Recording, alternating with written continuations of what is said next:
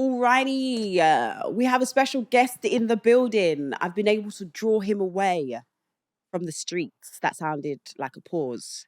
But we have DJ AG in the building. Woo, woo, woo, woo, woo, woo, woo, woo, Woo. How are you doing? You know what? I can't complain. Yeah, Life's good. And listen, I've been seeing. you know, we've got to be grateful, man. Even to just wake up to little things, right? I feel that you're in that place where everything is going really nice and people are seeing your work and appreciating your work and the momentum's there and I love to see it. And it's like every time I open my phone, I'm going to see something about you or I'm going to see a post about you. I was just saying, because when he walked in, I was like, oh, when did you get back from Jamaica? And he was like, time ago. But I was saying, how do you actually plan the content? Like, how often do you decide to put out, like, do you get what I mean? Is it you? How does it all work? I have a great team of people. Okay, I've always wondered this because I'm like, Rob, boy, AG was like, how's he doing this? Yeah, with a great team of people, and that's how we're able to make these magical moments happen. So you need a community. So, but in the beginning, okay, talk to me from the beginning, okay, because I want to know everything, right? And I don't feel like you talk a lot. You don't talk a lot. No. And I think people don't know much about you, which is good. Very true. I think that's a good way to... Long may that could... I'm joking. We got to tell the story. It's important. But I also think that for some people, that goes against them. But I think for you, it's almost like it's quite endearing. Yeah. I think sometimes it can come across, when people are like quite elusive, it can come across as quite arrogant and be like, oh, who the hell does he think he is? But with you, I think it's quite endearing because I think from the beginning, it's always felt like it's bigger than you. Like your mission is not about you, it's about the community. So I think the fact that we don't know much about you is not a bad thing, if that makes sense. It's like nice, and I think it makes people want to know more about you as we've grown to know you more. So yeah, talk to me from the beginning. How did this all start? How did it start? How far back do you want to go? Do you want to go social? We're going the social media era, or we're going before that? I want to know how, like, your love for music, growing up in Ends, Tottenham, when you realize like, oh, I like this art form of DJing, I like this art form of music. Talk to me, how did it all start? It's a great question. So my family are into sound and sound system. Right. And that's on both sides. Mm-hmm. And I remember kind of being 3-4 years old. My dad would take me into his room. You see all the vinyls, got green sleeves, got the reggae, got dancehall, you got soul. And he would just sit me down, be like literally a vinyl player. So no 2-deck business, just one deck. And he'd just sit me down and we just running tunes. So I think my love started there. I was kind of curious. And then on my mum's side, my uncles, again, the same thing. So I think that's where the passion comes from. When I think I was like 12 or 13, my mum went to a place called Index. Okay. Old school shop in Wood Green, North London. No, I remember Index. No, because we're kind of the same age bracket, you know. Yeah. I'm 36. Okay. So I remember those things as well. Yeah. So Index, my birthday, she bought me these CDs players. So these are with the pop-up lids. Oh, yes. And then I just used to bought Jungle Mania. I think that was my first sort of CD pack. Then I was in the garage phase. And I used to just open my window. I used to live on the 4th floor. Open my window, put the speaker outside, and just be playing tunes. Got the whole blocks cool. Like, yeah, this is cold, this is sick. And that was my love. I think when I was like 15, 16, I started writing bars. Okay. So I kind of left the DJing alone. I was writing bars with my friends in 6th form. Mm-hmm. And that was an interesting space. I wasn't good enough though, inevitably. And that's okay. That But do you remember any of your bars? Come on. And everyone knows that I spit my bars every now and again. Go on. Like AJ style. No, I'm good. I'm good. No. You know, do you remember your first one though? Oh, it was horrible. Go on, tell us. You know what? I was I can share this story. So our group name was called Infamous Killers. Imagine that. I didn't make that name though. It's very fitting for the current, Infamous now, Killers. If you guys came out, you would be going platinum with that name. It'd be crazy. People would be like, yeah. We weren't killers though, but yeah, infamous killers. Right. Okay. I remember we made our first song, and yeah, it's in the past now. We put that away. So yeah, that's. Are you sure no one can't find it on SoundCloud? Nah, you can't find that because Okay. you know what? It's still on CD. Oh, good. At home, See, in the attic, and that's where it's gonna stay. Okay, cool. And then yeah, kind of. I think I've done music for like what, good 10 years, maybe 10, 11 years of MCing, passing through the radio stations, so doing Heat FM, Bosie, doing Axe FM, Rest in Peace Pabs. And then it just got to a point where someone called Scribbler spoke to me. I was releasing mixtapes and doing my thing, and he's like, bro, like, you're not good enough. Oh wow. It was a brutal conversation. Wow. However, it was a very necessary one, and that's maybe a reason why we're here today. So I listened to him. I was like, you know what, you're right. I'm breaking even on the mixtape, so I'm not making money. I've got loads of CDs in my attic that are probably worth a lot of money now, or more money now, because I can probably sell them now. And I was like, you know what, you're right. I was like, what should I do then? And I was like, you know what? Let me go back to what I was first doing. I was doing music, right? Yeah. And I just picked up the decks, and yeah, just catching a vibe, man. And just started DJing. So basically, if it wasn't for him, we might not have you in this format right now. Correct. Yeah. So Big him up. We need brutal friends like that. I feel kind of ish. At the time, though, you was probably not. I was like, oh wow. Shattered my dreams. Did he like sit you down nicely? Yeah, we sat down. Oh, like, did he like, bro, like, I just want to say, or did he just say, no, you're not good? He's like, bro, like, he's like, it's not good enough.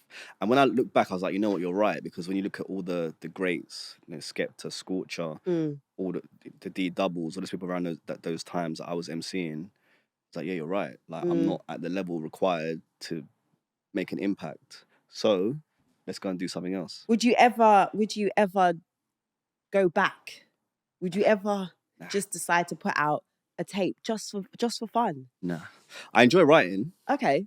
Ghost writing? Do you do No. Would you do that though? Nah. Okay. I enjoy writing. However, just due to this journey requires my full attention. And there's so many different spaces that we're gonna enter and have entered that it would be wrong of me to invest my time in that right now. So when would you say it all changed for you? Because I know there's been this, I've heard you speak a few times about, you know, we've seen the videos as well, like when you set up and there wasn't a crowd and you was outside in the rain and you was, you know, or you would show yourself in Wood Green and there wasn't a lot of people. But when would you say you felt like, wow, it's been a shift? Because for us online, it felt like it happened quite quickly. Yeah. But in reality, obviously, see, this is the thing. Someone said to me, I said this to someone the other day, I was like, you know, it feels like, I was like, yeah, I've been doing this for like 10 years now. And then one of my friends messaged me and she was like, not to mention the time before that. So kind of like what you're saying about doing the MCing and all of that and whatnot. So there's that period. But for me, it felt like, wow, okay, this is just happening really quickly. Did it feel like that for you? No. Okay, fairs. This has been it's been a great journey. Yeah. Been a painful one. To begin with, a very lonely journey as well at the same time. Yeah. I suppose, like, from a social media's perspective, where did it kick off properly? Maybe Daddy Freddie, the moment in Brixton. Right. So when he pulls up, it's like, I want to like DJ, I want to MC. I'm like, huh? I'm like, all right, cool. I just dropped some rhythms and he was just going fast. Like, I'm like, what? I was confused. I was like, all right, cool. Like, we made the moment great, posted it. And everyone was like, that's Daddy Freddie. I can't believe it. He's in the record books. I'm like, I don't even know who he is. Right, I didn't know who he was. Yeah, I did not know. But that yeah. went crazy. I'd done like 2 million views. I was like, all right, cool. And then I think after that, we had Inspector Veg, you had Ragarugi, then JME and Skepta. And then when JME and Skepta came on in King's Cross, that was like a great, like the ultimate cosign. Right, yeah. So like what I'm doing is a great thing. So we've had like loads of community moments prior. Yeah. But I think the Daddy Freddie video, that is where people really took notice. But it's been a journey. That was like a year into being outside. Right. So do you ever do you know when it's going to be a viral moment? Because I know sometimes when I sit down and I speak to somebody and they say something, I'm like, okay, I know what's gonna happen with this because I've been doing it for a while now. So do you know like when something's happening, right, I know that this is definitely going to do the rounds or this is a special moment? Do you get like that feeling? 9 times out of 10, I know when something's going to go viral, whether that be with an established artist, someone that's up and coming, 9 times out of 10, I guess right, yeah. Well, who's been your favourite one so far? Or who's been your pinch me moment where you thought, I can't believe this is actually happening? But I feel like you've had a few, though. Had a few. You've had a few. It's been an incredible journey. But look, for me, look, my favourite's always going to be Raga Roogie. He's my favourite. Okay. I think just his story of, doing this for like 20 plus years, maybe even longer, and not really getting that exposure. But then to come on the platform, for him to make the effort of costumes every week. Yeah. He's about entertainment, about performance, how well he's been received, the opportunities that he's been given as a result. Yeah. For me, that's the greatest story. It's a great story. You seem very chill. Have you always been chilled? Not really. Yeah, Yeah, see, this is what I'm saying. Men that are very chill, I always think you've always been like this, or you wasn't, and then you've learned how to just... I definitely had a temper Okay. growing up. Right. I had a short fuse.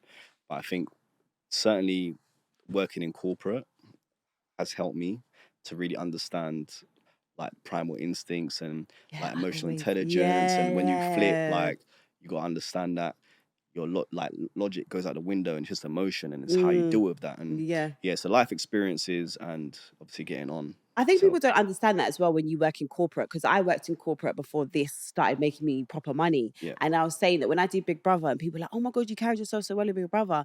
And I was like, because I've encountered loads of Louis before I met Louis. Yeah. Do you understand what I mean? In the corporate world, do you know what I mean? I've encountered loads of Laurens. I've encountered loads of... I've encountered all of those people in different versions. So I've learned how to navigate. I've learned when it doesn't make sense sometimes to pop off, because now I'm the angry black woman, now you're the angry black man. So it doesn't actually make sense.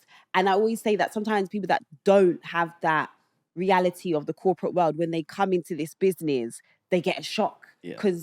Because you think everyone likes you, but because of the following that you have, especially if you've never had a proper job, all the people that follow you, more times they like you. But when you work in a corporate world, my manager don't like me. Like, I know it's a battle. Yeah. So it's so what was you doing before? Like, what kind of jobs was you doing before? I've had loads of different jobs, but my last job before doing TikTok, I worked as a sales manager. Okay. So that was in a FTSE 250 company selling energy and telco.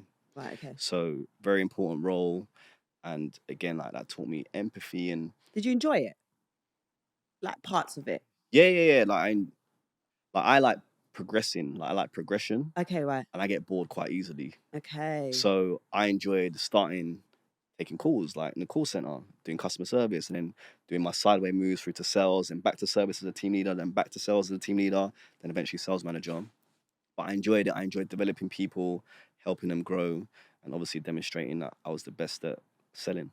And that's kind of now what we see with what you're doing. Like, you're helping people, you're showing people that you are the best at what you're doing at the moment. Yeah. And that is, so like you're saying, all those life skills get passed through to this. How do you feel, though, about all the conversation that happens around you? Because I feel there's always like a conversation. I saw you put a video up the other day because there was that Financial Times thing that went out, and everyone was pocket watching and talking about what you make and what you don't make. And I feel like that is a thing, because you've got all these pages now that think they know everything. Like, you know what I mean? They go and they do a little breakdown. This is what he's worth. And you're like, I fucking wish I was worth that. Please help me out. Give me a $5.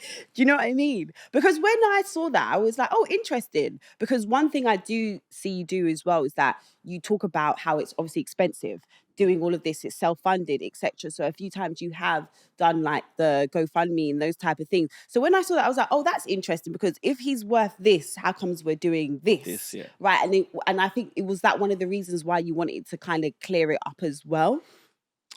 I think for me, it's good to have conversations. Right. And I think when you're an influencer and you have influence, then you should influence in the right way. Mm-hmm. And I think in the UK, we don't talk about financials enough, in my opinion, whether that be in schools or just as adults. So if you said to me, for example, look, AG, like, how do you make money? I'll be like, all right, I'll tell you. I'll be like, look, this is how I make it. This is what I do. And I think those conversations are important.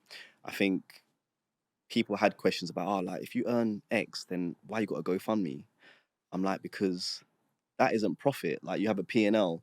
People don't even understand what a P&L is. And you have to, I feel like education is important.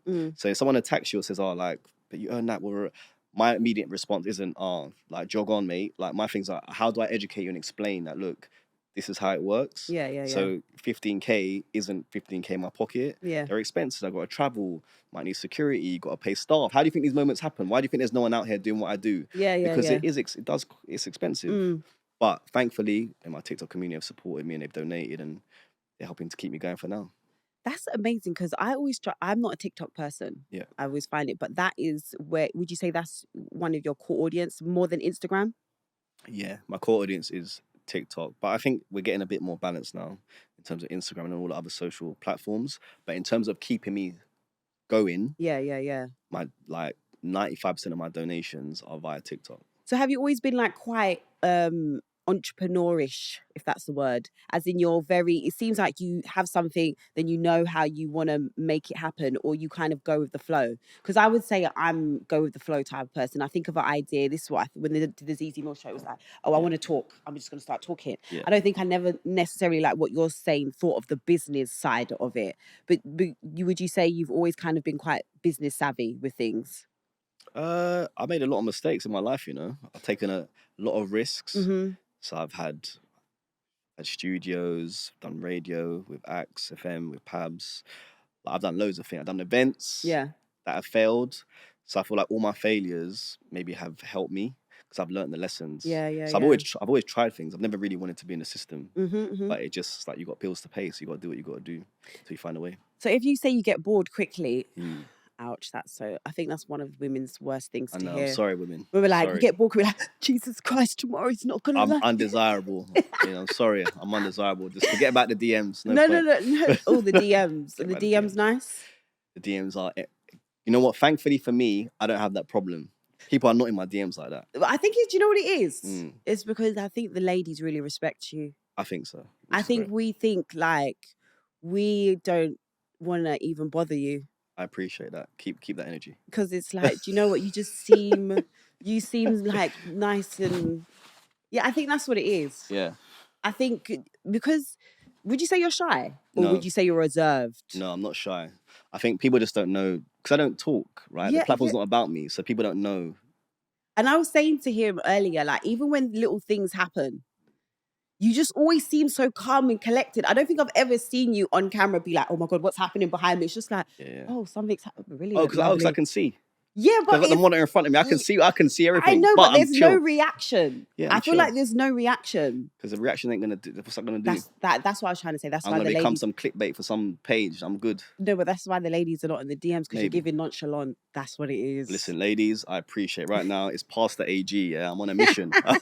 I'm on a mission right now, and the mission is to do what I need to do. So I wasn't even going to the DMs thing, but you said you get bored easily, so you started to. But I was going to say, so if you get bored easily, what is the next thing then? So are you getting bored of this already? No, not bored, but are you getting kind of like, okay, what's the next thing? Like, how do we elevate? How do we go to the next thing? Do you worry about that? Because sometimes I worry about just, like being a creative. What happens next?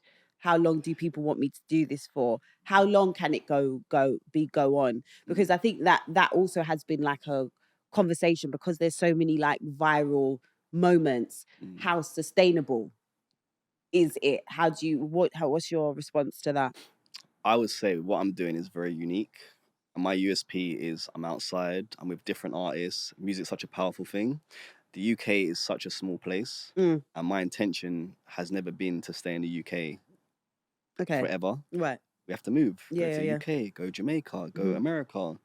You got grime and dancehall in Japan. Go to Japan, go to Africa. Like, it's a big world, so we need to go and explore it. So for me personally, I don't think I'll ever get bored as long as I'm moving around. Okay. And that is the beauty of what you've created, is that you can take it pretty much anywhere. As long as you've got your sound system, you can do what you need to do. How does that all work though?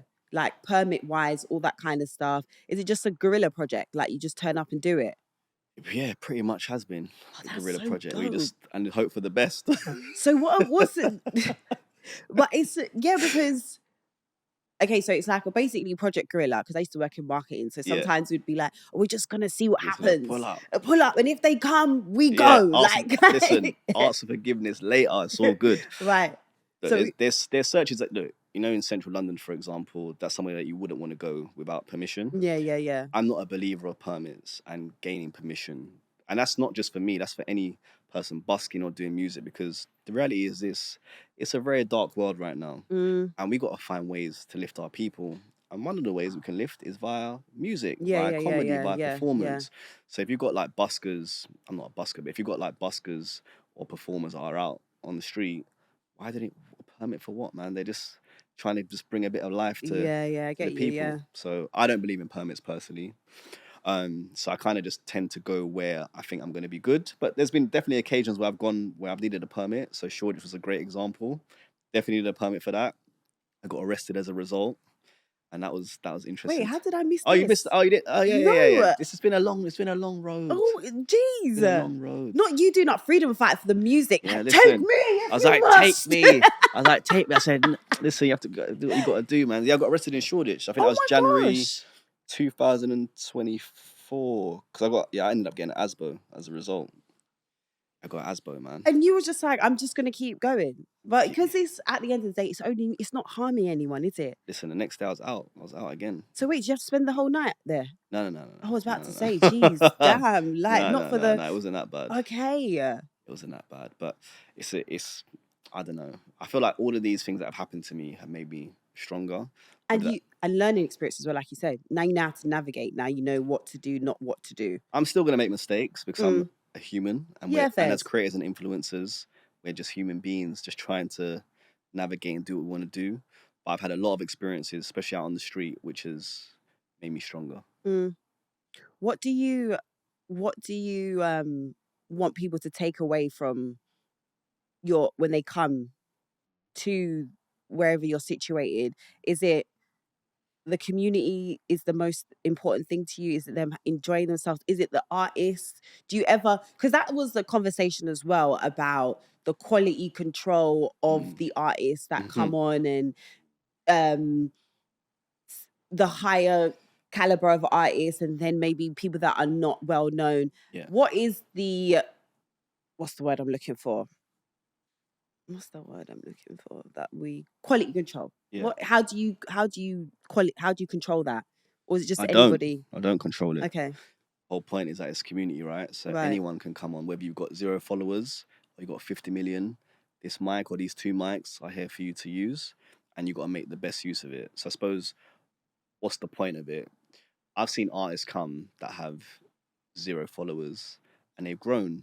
They've been given opportunities that they would never get. I sent one to the team just the other day about, a small boy that came on the platform and he was singing, and he's cold. Right. And he was given an opportunity. Now I can see him in some sort of video shoot doing this. I'm like, oh, this is great. Another lady that came on, she was singing. She was auditioning for The Voice as a result. Right. So there's loads of things that have happened. I've seen other artists that are not so good. I'm like, right, okay, you need a bit of work. But then 6 months later they come back. I'm like, oh, you've gone away. Like you've taken that feedback on. Yeah. Whatever TikTok or social media said to you, you've gone away, you've come back, and you sound great. So essentially, you're like A&Ring. You want to more kind of like you're out here A&Ring, like you're finding the talent, or you're then being like, okay, look, this person would be good. Would you ever get into that more, like that kind of the music side? I think there's too much for me to do right now. I would never say never. Like in the future. I never say never. Yeah. However, I think with the things I want to do, and because there's so many, it's not like I'm just doing that. Going to the care homes. Eventually, I want to get back into the schools, and we've got like DJ AG Foundation is on the way, and just because there's so many things, I don't know if I can manage that. However, you never know. How have you actually managed it though, staying feeling still community based, but obviously now you've got a lot of the mainstream, the brands coming in. So how do you navigate staying true to yourself, staying true to the community, but then obviously we know what the conversations are like once brands start getting involved. They want you to tailor it a little bit more. They want it to be a bit more like this. How have you found navigating those conversations? My way or the highway. Okay, nice. Okay. That's facts. Like, right. I didn't quit my job, and go through the pain. You don't understand the pain I've gone through, like quitting my job, like telling my mum, like, Mum, I've got this job that pays me like 60k a year, and I'm now gonna quit to go and do TikTok. and see my mum, her face, yeah, like you see when the blood just goes down, like her like nearly having a mental breakdown. Do you understand? Yeah. For me, I'm just like, throughout this journey, I'm gonna do it my way, and it's either gonna work or it's not. I'm always gonna take advice, but when it comes to brands or people telling me what to do, if it doesn't work for me or sit with my compass, then I don't do it. Do you find it overwhelming? Because I remember when I started to make that transition of more brands and people, like it now was actually my life. Because I think there's something comforting, I don't know, at the time for me, when I was working full time, but this was almost like my serious side hustle that I want to be my main thing. But there's that comfort of having like, okay, like it's just the hobby. And then when it actually becomes like a thing, you're like, oh shit, this is actually like my livelihood now. Now I need to. So has it been overwhelming? Because although the journey has been a long journey, I would say obviously in the last 3 years, that's when it has, been in, what would they name? What did they named you the Time Out's Londoner of the Year 2024? Like all of those things, been on the front cover of the. What is that feeling been like? Have you at any time found it overwhelming? A bit like, whoa. No, not overwhelming. Oh, okay, for me is the gauge. I look at like Ree. I look at Ree, my daughter, and I think about what's her reaction to all of this, and I see her smile, and for me, that's a beautiful thing. My mum now has got TikTok. She's downloaded TikTok. She's like, son, I saw you with Will Smith. Son, I saw you with this person. Oh, your auntie's coming down today because she wants to meet Janet Kay. Like, that's the benchmark. So if I know that they're happy, and then I see Fee smiling, she's enjoying what she's doing. Zee's doing the same. Like Joe's doing the same. Everyone's happy. Like, what have I got to be? No, we're good, man. We're good. No, I love this. And I would say, because do you know what, being an interviewer, having the show, I would say it's been interesting because I think artists would prefer to probably do AG than to come and sit down. That's what I think personally at the moment, because I just think that when you sit down with somebody, there's questions. Even if it's not hard questions, it's like, now I've got to sit down and do it. Whereas your setup is they get to come, they do what they need to do, people get to see their talent, they get to promo what they need to promo, they get to have the interaction with their fan base, and then they leave. And also then it does the fucking rounds as well. So it's like a win-win. So how have you found that now as being, I would say, like the go-to when it comes to the promo, when they come here? I would say people are going to be like, who do I need to do? Oh, you got to go do DJ AG. How does that feel for you? Well, I think the first thing I would say is to all the artists, collaboration is really important. So doing things like this is key. Yeah. So definitely do these, like, and go and see Zeze. You need to definitely do that. Thanks for that.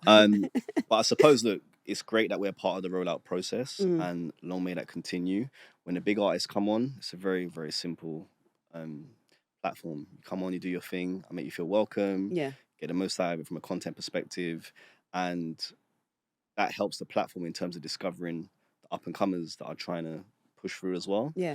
So it helps them, it helps us, and it's great to be like part of that journey. And long may it continue. And how does the booking work? Do they reach out to you? Do you reach out to them?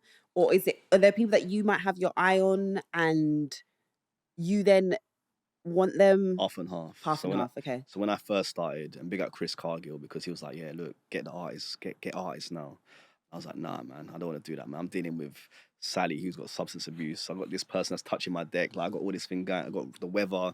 I can't be dealing with artists. He's like, nah, do you need to do that? And then eventually we just tried it. Like, all right, cool. Maybe this can work. And then I understood. I was like, raw, like, one, I've come outside and it's just dark out here. Like, it's dark. Like, you've got people with financial worries and the mental health going on. Yeah. But playing the music helps. You've got the school kids are unhappy in school. They're unhappy with their teachers and all the rest of it. So I was like, yeah, I'm playing music. I'm doing my bit. Yeah. And then when I was like, from an artist perspective, you've got the pubs are closing. There's no open mic no more. You can't get on radio. Yeah. You're not getting signed anymore. Yeah. Like, there's no A&R in. There's no education. There's so many things that are broken within. And it's not all bad, but these are the challenges that we have. So I'm like, I've got to help. To the point where now, like on my stream, obviously I started DJing. I probably DJ 5% of the time now. And then the rest is just so many artists that need help. Let's try. Yeah. But No, look, it's just great to be a part of it. No, it's I think it's been a beautiful thing to watch. And I think how you, like I was saying earlier, how you carry yourself has also helped that, I would say, helped the movement of AG. What person have you had on there apart from who you mentioned? Who did you mention earlier? Ragga. What artists have you had on there though? And you're just like, I can't believe this is happening. I mean, Will Smith has to be one of them. That's yeah. Who would have thought? Like, that is amazing. Pardon me for that. Thank Boom. you very much. Big up Will. That is like we've all grown up watching him, and then to have him on the platform. But again, you've had like, when you think you've had Sierra, you've had Latto, you've had Beanie Man, you've had all Sanchez, how the list goes on. Yes. But even like for me, like Craig David was like a wow moment for me, because like growing up listening to him, like fill me in, like all the bangers that he's had, for him to appear, it's like, this is crazy, man. That's what I mean, because when you grow up on music, there's people that you listen to, or it just in popular culture. Like, there's been times when I've met people, I'm like, oh my God, like, I watched you growing up. What do you mean we're just having a conversation now and we're just chilling with each other? Is this my life? We had some big moments, yeah. For me, I don't know if it's an age thing, but I just don't get overwhelmed. What I look at is, when the artist is coming on, how do I make them feel comfortable, and how do I get them what they want, whether that be results or just want to have a good time. Everyone's got their different reasons for why they come on the platform, but for me, them feeling comfortable, and at the end of it, if they say to me, I've had a good time, I don't care about the views. I'm not a views man. Like, I just care about, have you had a good time? Have we made music accessible for the community? And are we giving people opportunities? That's what I care about. So talk to me about this foundation. What would the foundation entail? Can you talk about that? There's a lot going on with that. Can you All I'm going to say to you is, it's just going to amplify what we're doing now. And I suppose, what's my goal? Like, I can't do this forever, right? And we've got. Well, you could. Nah, man. Because there's always going to be music. But at this pace, and I want to enjoy my life. Like, I feel like throughout my whole life, remember, 16, I started working on my birthday, and all I've done is I've worked. I haven't explored the world. And I'd always say to, like, even the youth, if you can travel, that's probably one of my regrets, that I didn't travel, to make myself more rounded, to really understand the world, how it works, the people. Yeah. But yeah, so for me, I can't do this forever, and I want to explore, right? I don't mind overseeing, but I want to explore. So I'll probably give myself 10 years. Okay. And I think after that, being 50 years old, I'll be happy to go off into the sunset and pass the baton on to some other people that can, that got other ideas and that can bring it forward, move it forward. So to answer your question, it's amplifying what we do and getting more people to help, whether that be going into the care homes. It shouldn't just be me. There should be multiple people going into care homes and delivering this sort of, curriculum, through to going to the schools and helping. I've always wanted to do care homes. Really? No, seriously, I think you should. Yeah. I have. Anyone can do it. Like, I've always wanted to, like, go in and just spend time with them, because I think that they're the best. Anyone can do it. Look, and I feel like a lot of those care residents, from my experience, don't get any people coming to see them. Yeah. That's the hard, cold truth. Because the world's moving fast, and especially in the UK, you got bills to pay. Yeah. So yeah, I think people, they need a bit more support. My gran had dementia, and she kind of forgot, like, my name and family names over time. But you play her a tune, she knows that tune, man. She knows that tune. Yeah, I saw a video of an elderly lady, and she was also suffering from dementia, and like, her daughter was filming her, and she was like, "Oh, I got to, like, experience my mum again because I put on her favorite song and she remembered it word for word." Yeah. Word for word. So I think, music. Do you know the science behind that? I don't know. Okay, cool. Yeah. I just know that that's you got dementia, but you play them a rhythm that they know, and they will sing it word for word. So for me, it's very powerful. So it's, how can we amplify it, and how can we, help in the music space as well? Because there's a lot of artists that need support. There's so many talented people, especially in Jamaica, man. Jamaica's crazy, man. Jamaica is, the talent there is insane. I can imagine. However, they don't have the right infrastructure. How do we support that? There's a lot of work to do. How many times have you done Jamaica? Twice. Because it feels like you've been there bare times. I haven't been to Jamaica in years. Really? It's so, like, you gotta so do bad. You gotta go. The last time I went to Jamaica, Tell me.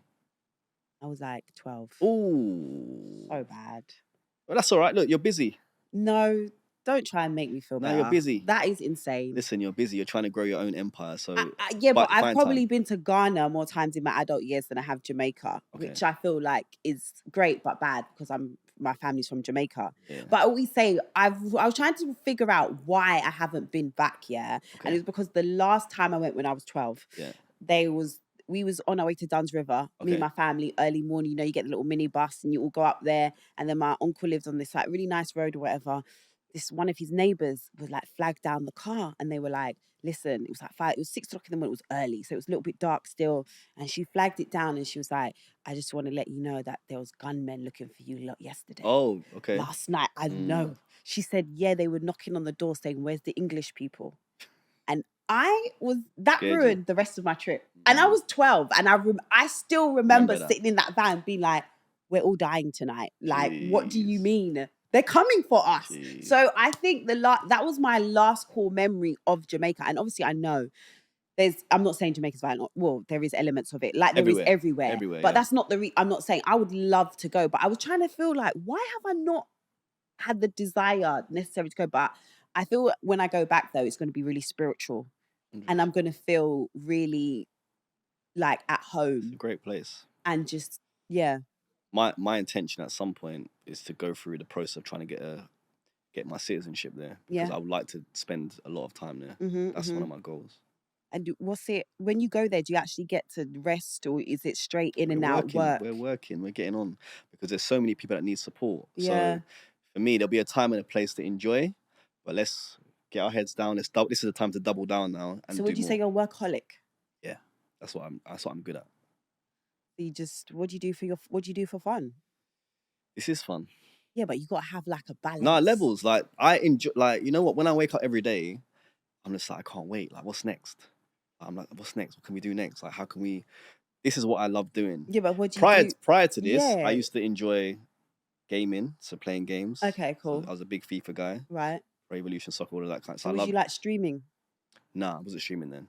Was it? I just go on. I was just gaming, just going on. Well, going online. And then you guys talk on the headphones. Yeah, I didn't even have their headphones. What are you not doing? Come on, man. Listen, I didn't even have. I used to hear them chatting rubbish when they were losing. Yeah, but there were no headphones for me. I was playing my game, just chilling after work. But I've always been a worker, so whether that be doing my 9 to 5 and then from there going to a DJ set or whatever, like I've always worked, and that is what I'm good at, working.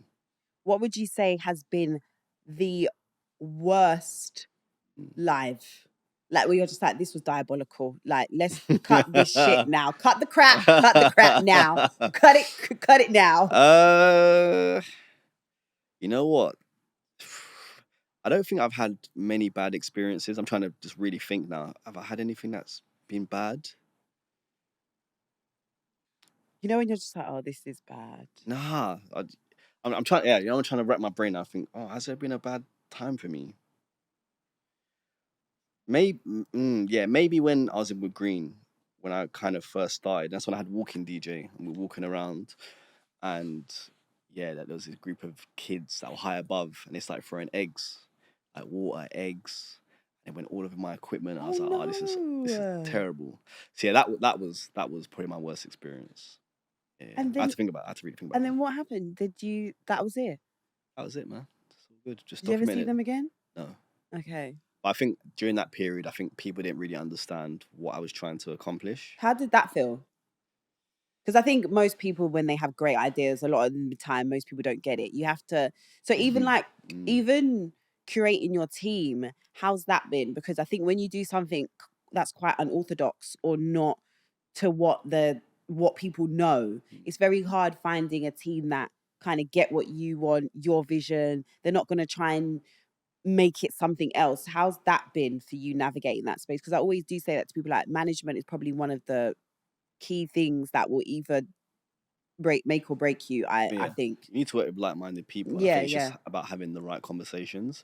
So I suppose to answer your first point, like, it's been, when I think about it now, like, I was alone like for a good year. Obviously I had like so Buffy coming to check up on me and stuff like that, but for the most part, like being in Edgware Road on the main strip in the middle of the road, like alone, then driving from there to London Eye, being on my own, like just at the mercy, just being very vulnerable. When I think about it now, I'm like, why? Like, how did you even do it? Why? But fast forward. Yeah. To kind of, well, I know why, because of the community moments, but, you know, fast forward, I met Z in, was it August or September of 2024. And I remember I think it was after the Daddy Freddy moment, he messaged me. He was like, oh, like, let's have a conversation. So I looked at his profile. I was like, oh, he registered free to like manager. I mean, it's not bad. Shout. I'm like, oh, okay. I'm like, I'll come and see you today. So he messaged me. I was like, look, I'll come and see you today. So you've always been just like... Yeah, I'm like, look, I'm not here to mess around, man. Like, you want to meet? All right, so cool. I'm not procrastinating. I need to take some of this. I'm like, today. So he's like, yeah, today. He's Okay. like, come and see me. And he literally went to his house, like a 30-minute drive. And then we just chopped it up. And he's like, oh, like, I want to help you. That's what we can do. We can do this, that. I'm like, yeah, you can, yeah. All right, cool. Boom. Let's go. Then we started. And then he's built a team. Got a lovely Fee, who, you know, wonderful. We love you, Fifi. We love you, Queen. We love you. And then we got Joe. And, you know, we've got Buffy, who's obviously been there from the jump. Then we've got Unks, we've got Shams, we've got like the mod squad on TikTok that helped me moderate the content. And yeah, look. How does that feel? Because sometimes as a creative, like that's made, you know, we've actually managed to make it a full-time thing. Like one time I went for a meeting and like all of my team was there. And I was thinking, this is so weird. Like all these people are here for me, like to make something happen. But then I'm also thinking, when did this happen? Do you ever get that kind of, not pinch me moments, but those moments where you reflect and you're thinking, wow, like I've come from this to now having a team of how many people that are all... I try not to do that. Why? So I don't reflect on the big moments, and I don't. Why? Because I'm going to do this later. When this is No. all... Yeah, and people... But you know what? There's a reason why I do it that way. Why? Because you know what complacency can do? That can mess you up. And I'm not a complacent person, but also I like to move at pace. So remember I said I get bored? Yeah. I like to move quick. And when I want to do something, I just want to do it. Like, okay. So I'm already thinking like, so we might say, all right, today Will Smith's coming. I'm like, all right, cool. We're going to do that, have some fun. Once that moment happens, I'm like, what's next? Okay. What's tomorrow? You don't listen. I ain't got time to be because I'm just like... You have to. Yeah, later, when it's done. No, we'll have the scrapbook. I can look at the scrapbook. I can watch the YouTube videos later on. I can go back and be like, oh, well, you know what? This was a great... AJ, I'm telling you, honestly, I feel like there's been moments where I've done like such dope things, right? And I'll look back and I'll think, and because same as you, I'm thinking, okay, I've done this now, brilliant. What's next? Because now there needs to be something else. And then I look back 2 years ago, and I'll be thinking, right, why didn't I don't think I really enjoyed that moment. Or, you know, yeah, I just think enjoy it. Like you are enjoying it, but revel in it more. Trust me, revel in it more. When it's done. Yeah, we're gonna have to agree to disagree on this one. No, but then I reckon when it's done and you look back, you're like, why didn't I? No, I won't. Okay. Because I'm really looking to like and is Ree gonna take over? Like that excites me. Does Ree like DJing? You know what? Ree, do you like DJing? Little bit. Are you like into music? Okay, fair. Okay. So you got Ree, then you got my son Kai as well. So I look to them and I think, I look at my kids, like, are they going to take over? Are they going to get involved? How are they going to get involved? How's this going to evolve? Are we going to have like 100 people that are going to be street DJs now as a result of what I've done? Are we going to help? Like, so for me, that's more stimulating for me. And it's about seeing the success of everyone else. It's not about me. Fairs. Yeah. But later on, but still, I'm on a beach. But are you proud of yourself? Yeah, I'm proud. Look, I'm proud of not only myself, but I'm proud of the whole team for how they pulled it together. No, but are you proud of yourself? Yeah, I'm proud of myself. Because the team is there, but you had the vision. Like you were the person that was, like you said, was on your own and driving to this place and that place and whatnot. And I think sometimes you have to pat yourself on the back and be like, I've got a team, but if I didn't for me, my part was just to put the hours in, and the hours were important. But I always give credit. So like even for going outside, the reason why I went outside, so I was a year into TikTok and I was DJing at home. Right. I got as far as my garden outside. That's how far I got. Right. And then I saw someone else. I saw Suat. So he's does mobile DJ, and he's walking around and he's causing havoc in the streets. And I just said, man, I'm bored now. I was making more money at home than I am now. Seriously? Yeah. Because I didn't have no overheads. Yeah. Oh yeah, fair. Do you Yeah, understand? I just had Alright, Wi-Fi and get you. electricity. Keep it stepping. Yeah. So I was making more, but I was like, look, I'm bored now. I've got to try and do something else. Yeah. And think about legacy. So I saw him, like, let me replicate the setup. So I'll give him credit. Like, he's the reason why I stepped outside. I got to look at Chris. Chris is the reason why I started getting artists on. Because if he didn't say nothing, I don't know if I'd be doing that. I might just be playing tunes still and just keeping it moving and having my community moments, still going viral, but obviously not as viral. Yeah. So I look at the care homes. The reason why I went to the care homes, because my gran had dementia. If she didn't have dementia, I might not do that. Do you know what I'm saying? So I always will credit the people that have contributed towards the journey, whether they're here, they're not here. Like, that's very important. But am I proud? Yeah, I'm proud, 100%. You should be proud of yourself. What about you see the viral moments? Is there ever a worry of not going viral? No, because I'm not a views person in terms of, if I was about views, I would not have 90% of the artists that come on, they wouldn't be coming on. Because I know I've got a good idea of what's gonna go and what's not gonna go. But I think it's important to serve the community, and the viral moments will happen as and when. So that's how I look at it. Whilst I'm not numbers, do I look at the numbers? Of course I do. Like, my background is sales, right? Right, so yeah. I used to look at conversion rates, retention rates, like services per sale. Like, I used to look at everything from a numbers. So, but that doesn't drive me fundamentally. Do I look at them? Of course I do. But it's important that we champion artists and give them that opportunity. Is there any type of artist that you wouldn't have on? Like, where you're like, no. How do you, because obviously they jump on. Yeah. Has there ever been a time when you're like, no, this is not, like, you, and how do you navigate that?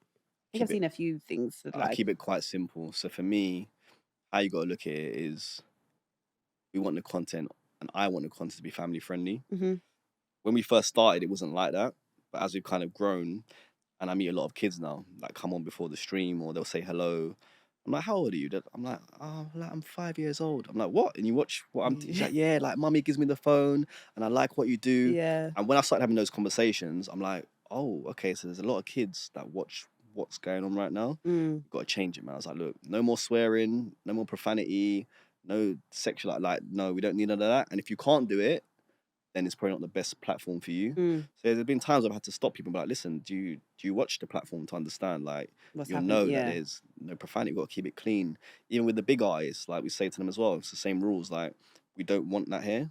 It's got to be family. If you go on radio, I was just about to say you ain't doing it on radio. Yeah, 100%. They're everything. Correct. Even I do radio on Sundays. Sometimes I'll be like, oh, banged. Can I say bang on radio? And I don't even mean it in that context, but I'm so aware of like certain, if I even say damn, I'm like, oh, am I allowed to say that? So 100%, yeah. And it serves everyone. It means, one, that we can remain for everyone. But two, for an artist, and look, we're in a time right now where music is a very challenging space right now for a lot of artists. Like, to get the most reach, you need everyone on side. And that includes the kids. Right. And the kids might be your supporters for the next 40, 50, 60 years. So it works in your favor as well. The profanity and all the rest of it, save it for your own platform. But for this one, clean. What do you think about, because I always have this conversation about young kids and artists and like the sexy reds and the content of the music and whatever. What do you feel about music at the moment in general? Is it, because I'm quite, I don't know, I feel a bit blah about it. I think there's a lot of potential in music. And look, when I was younger, and big him up, I was listening to like Wayne Marshall, like G-Spot, yeah? Look how, that's a wild song to be singing when you're in secondary school. Don't you feel like there was like a bit of like finesse around it? Like, you didn't even know necessarily what you were singing. I didn't know what the hell I was talking about. But this is what I'm saying. But now I know what Booty Hole Brown is. Like, like the kids that are 10, the fact that there's a song that says, my booty hole brown, it's like, what is happening here? Whereas Spice Girls, when I was singing When Two Become One, I want to make love to, I didn't know what two become one actually really meant. Maybe they're a bit more clever about how this is they what I'm saying. Yeah. I don't know if G-Spot was clever, but yeah, big up my brother Wayne Marshall. I got the dub plate for that as well. Big him up. But yeah, so I think music's in an interesting space, but I think the key is it's all about discovery. Okay. And because attention span isn't where it needs to be, people are not discovering new artists, saying that artists are not being championed. So then the labels are not supporting.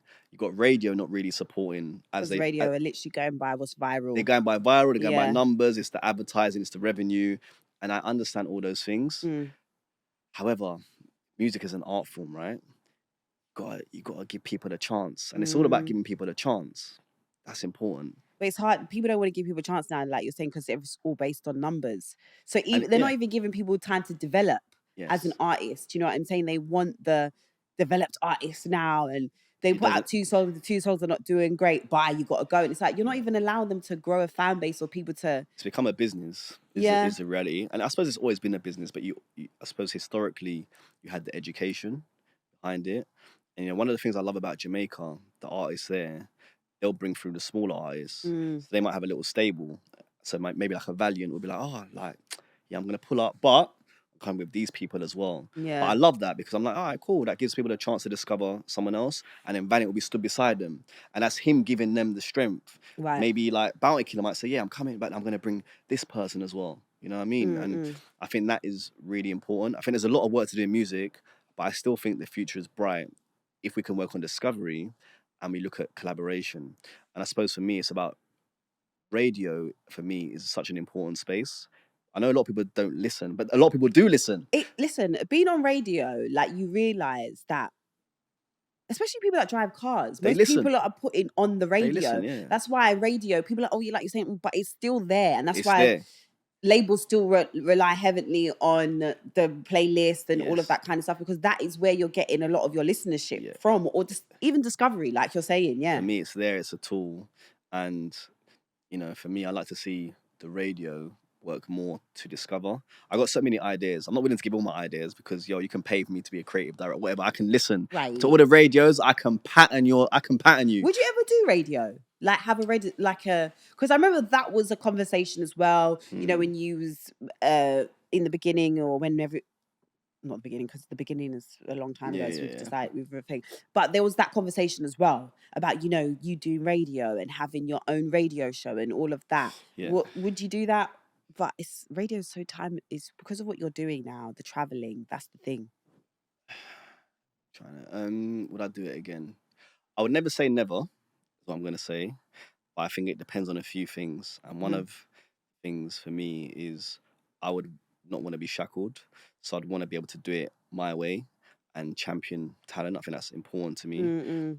That would then mean I'd have to go into specialist, which I could do specialist, but I also think with radio, you should be compensated in the right way. And if the compensation plan is correct, it's something to consider. If it's not correct, then I'm pretty fine just doing my own thing. And I'm free. Right. And to do what I'd want to do, which is champion talent, that's going to take a lot. To get that done. That might take me 6 or 7 hours or 8 hours to do like a 2-hour show. So the conversation plan needs to be right.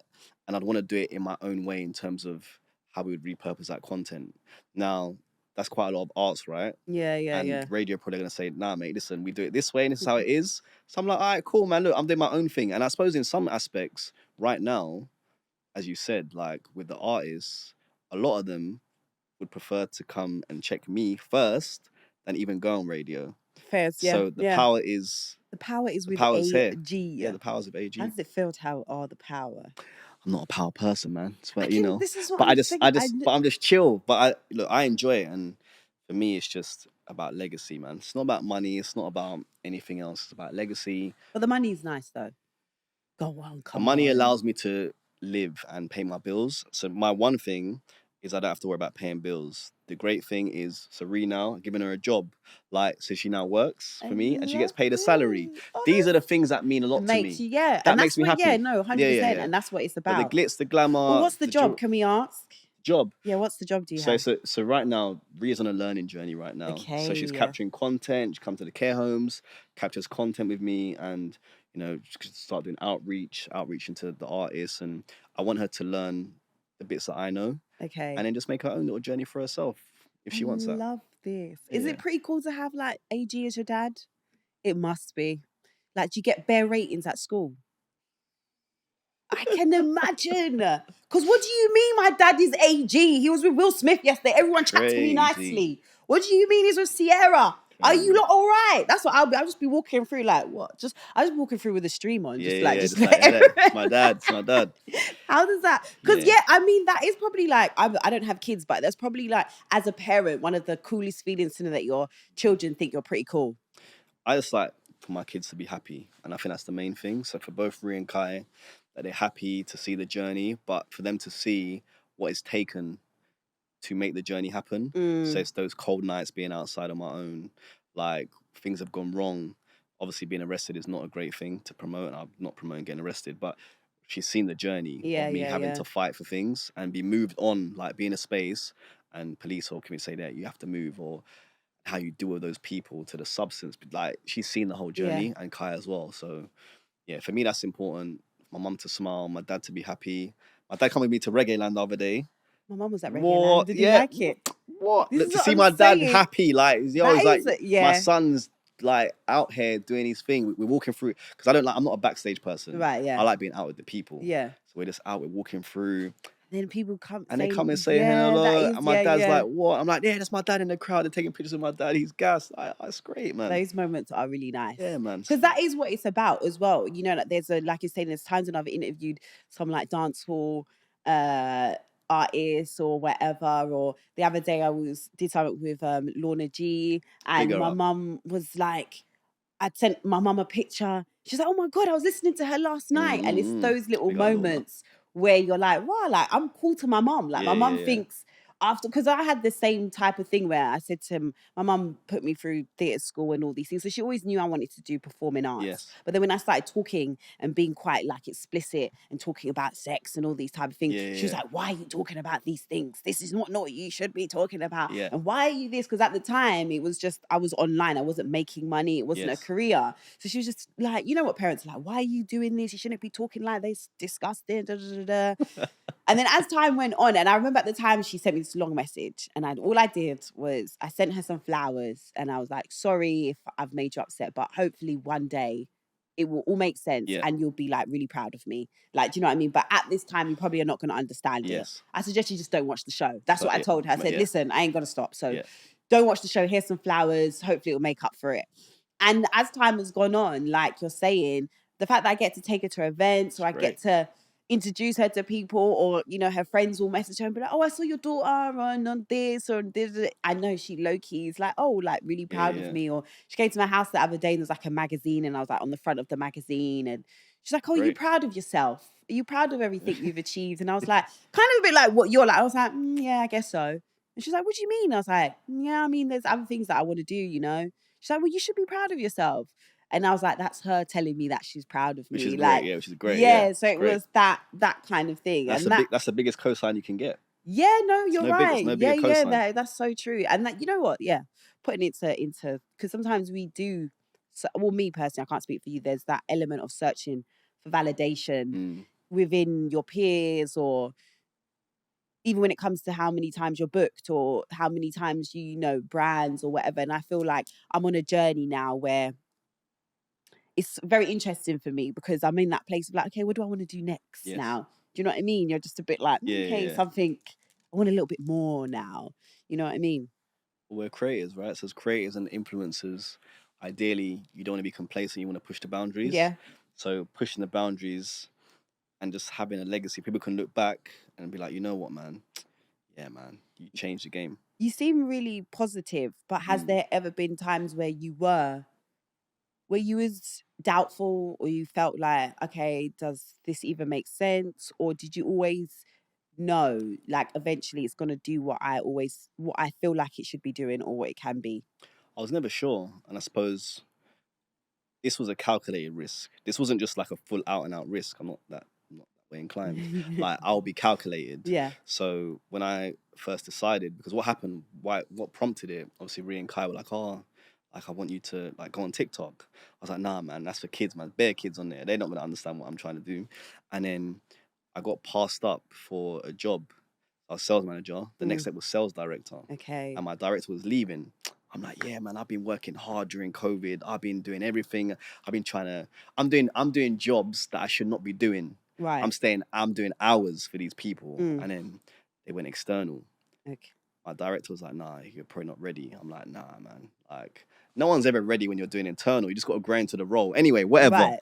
But look, that was a blessing. So thank you for the blessing because you blessed me. Yeah. So what I did, once that happened, I was like, I'm going to go on TikTok and just DJ and talk to my community. And for 3 months, literally, before work, I'm on TikTok doing my thing. Then I start work at lunchtime, TikTok. Then I finish lunch, go back to work. And when I finish work, I'm back on TikTok. And I did that for like 3 months. And then I understood, so month on month, I was like, oh, okay, I can afford to pay my bills. And that's all I cared about. Right, okay. And once I understood that I could do that, I'm like, I'm out. Like, right. let's figure it out and I'll keep it stepping. Yeah. So from there, I was like, you have your ups and downs on TikTok because remember, you're relying on donations, right? It's not something I had to get used to the idea. Because when you're doing a 9 to 5, you're working and then you're being paid. People don't realize that because essentially we're freelancers. Correct. So now literally, it's like you rely. Like if people haven't got it, like they decide if you're gonna eat bread or if you're gonna have or maybe you can have a steak like for Friday to say to bless. Yeah. So yeah, there's been ups and downs in terms of that, but I think for me, because I'm not in a 9 to 5 and I'm doing it my way, I feel free. And I was like, the worst case scenario, like if I don't make money, go back. I'll just go back. Like maybe not. I'll do Ubering. I'll do something else where I can just be I can still be in control in a sense. But no, I've never felt like worried or negative about anything. It's just you just have ups and downs. Just like with numbers, easy. So you might look at your numbers and think, you know what, man, my like engagement's not great. Right. Like, but for me, I'm like, all right, what can I do? Like, what can I do to change it? Rather than moan about it, I'm like, all right, what can I do? All right, let's think, all right, we'll do that, we'll change this, do that, and then just see if that will. See, I'm always looking for solutions. So you're solution based. Yeah, I'm not here to be dwelling over problems. I'm like, all right, cool, this is a problem. All right, cool, let's find a solution. All right, the finances are quite not there. All right, it's cool. It is what it is. But what else can I do? I guess what you were saying earlier, you've always been very resilient. Yeah, man. But what I will say, working in fast food and retail, like really helped me with resilience and being able to take orders. Like, retail. I worked in retail. Marks and Spencer, that shit broke me. And I used to work in the Brent Cross one. Yeah. Listen, it's local as well. It's local. Why is it whenever I say Brent Cross, Marks and Spencer, everyone goes, wow. Yeah, because it's local to us. It's local. Listen. People are going to see you with the M and that, I didn't even mind that because I'm not against that. But my thing was the customers. They are very... What, particular? Oh my God. Brent Cross customers, very particular. They're very like, no, I'd go to like M&S in like Oxford Street. And you give them your discount card and they say to you, oh, which one do you work at? And, and you'll be like, oh, I work at Brent Cross one. And they'll be like, oh, wow. Well, that's hard. That's a difficult one. I'll be like, yes, it's tough. And that's what I was saying earlier. Or dealing with customers, do you know what I mean? Dealing with managers, customers coming in moody with you for no reason, but you can't be rude back to them because if they complain about you, now you're getting a disciplinary. But you're like, but she just told did you see the way she spoke? Customer's always right. Customer's always right. But you learn skills. So I would say retail, fast food, teaches you resilience, like learning customer service skills, how to speak to people, how to understand people's needs, like the sales experience, how to like close yourself, how to objection handle, how to build rapport with people. Like those are all the skills that I use now to do what I do. And you're doing amazing, honey. We're trying. We're doing. So next couple of months, what does it look like? What country are we going to next? Because I know you mentioned Japan. Are we doing like a world tour? We have to do a world tour. Of course. When does the world tour start? Never Fee and Z tell me that we're good to go. It's good to go. But yeah, for me, it's more of as soon as it makes sense, then I think we should. And I always look at reference points. Okay. So I look at like the food blockers, for example.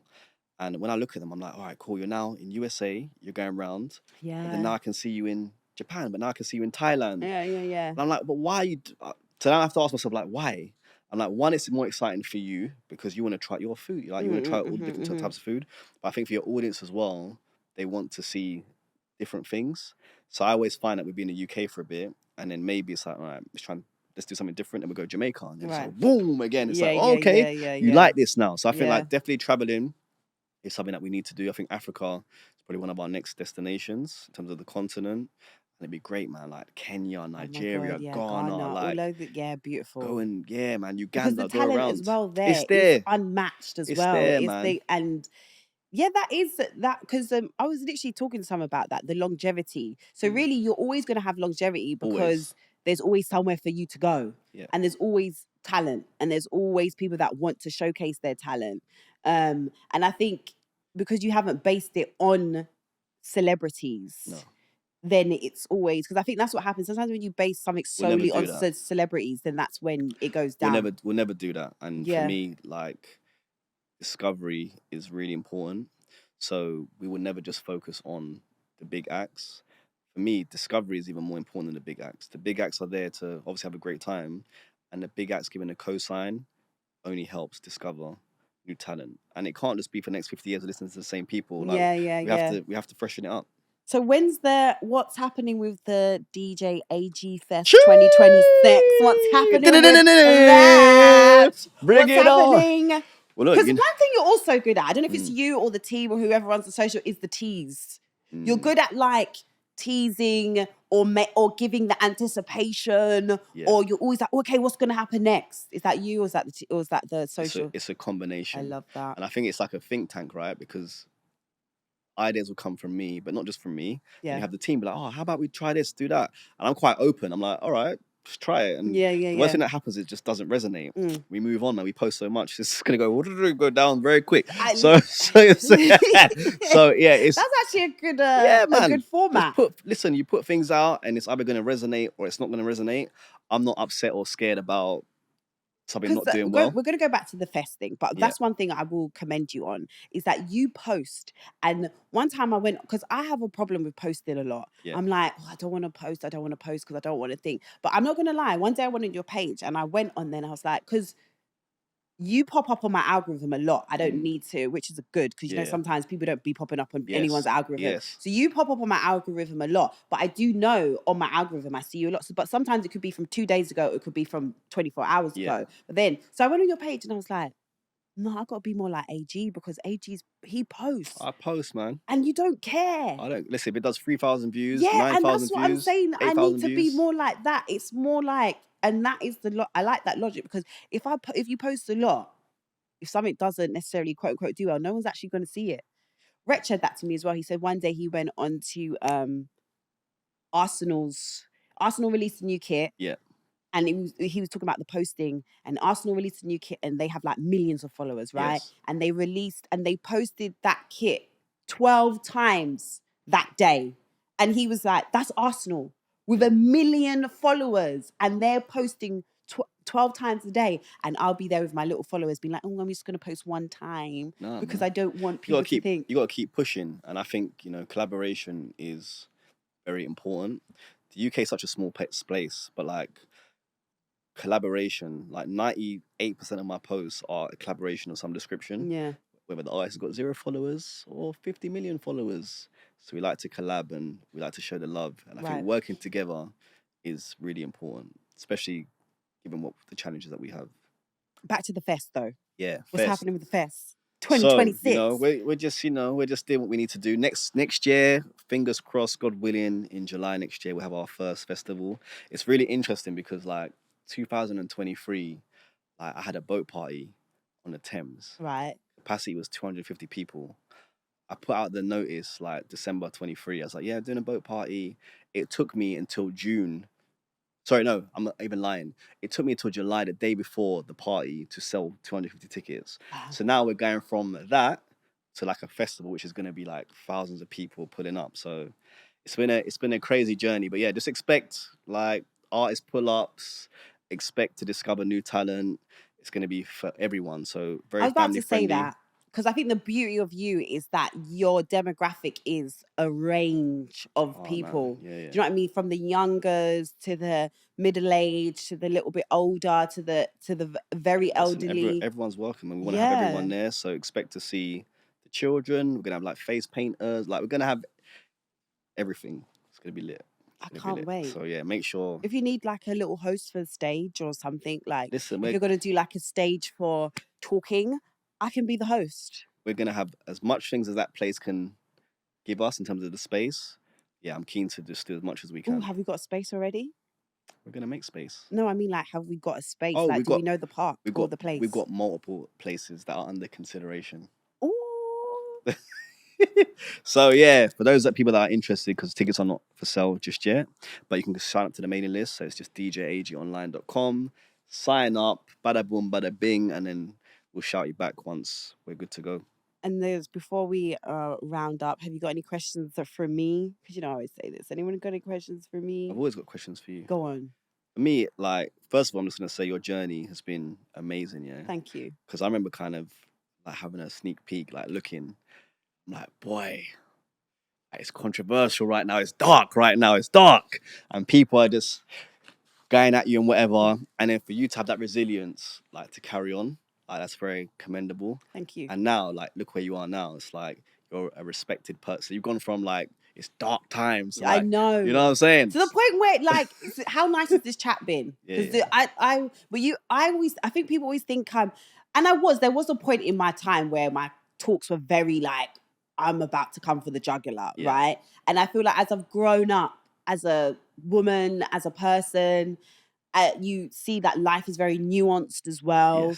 Yes. So I will ask the questions, but I think how I even ask the questions is different to how I would before. Yeah. So thank you for that. Nice. And also what I wanted to say to you was I've always had a huge amount of respect for you, but when I had a mad amount of respect for you is how you handled that whole Mimi situation and how you came online, and when you had the interview, you spoke your truth, but you also defended her. Yeah, and I think that was a beautiful thing to see, because you're not always going to agree with what somebody says. I say things, people don't always agree with me, but I think there's a way to defend somebody when you can see everyone's dogpiling them. Yeah. And I wanted to say thank you for that. And because at the time I was speaking to Mimi, and a lot of it was like it was weird. Yeah. And it was beautiful to see how you defended her and you didn't join in on that weird shit that was happening. So I wanted to say thank you for that. I was about views, I might have done that still. But like, yo, Mimi, listen!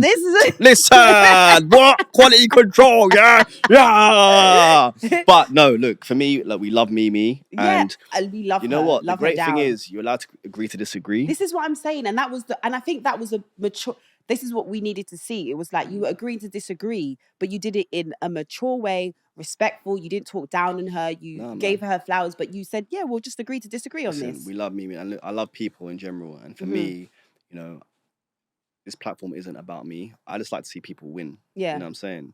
And I definitely wanted to come here to come and just be with you and be in your presence and thank you. Like have this process, and like I want to see you win.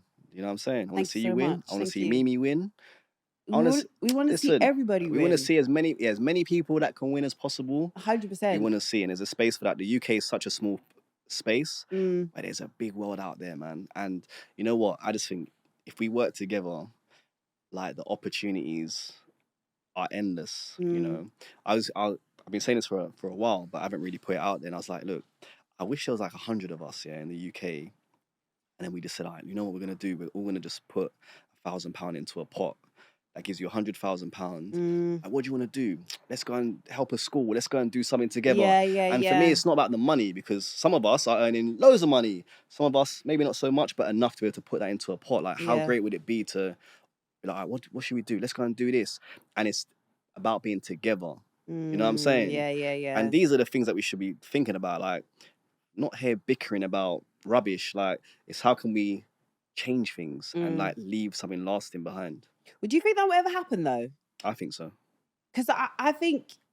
Yeah, I think it will happen. Yeah.